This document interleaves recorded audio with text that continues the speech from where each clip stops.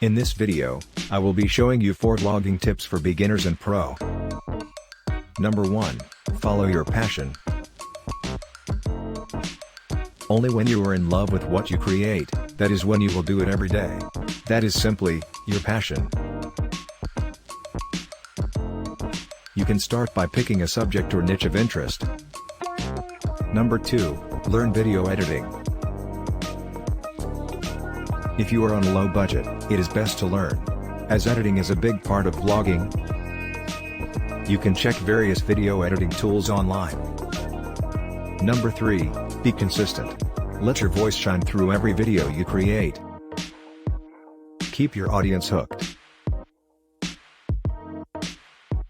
Keep dishing out useful content periodically.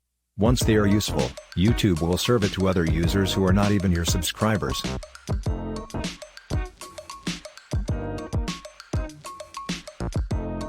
In all, make your audience rule over your content.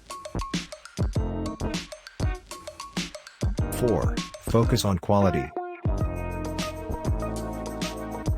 Do not let numbers get to you, always give your best in all your contents. Every single video of yours should count.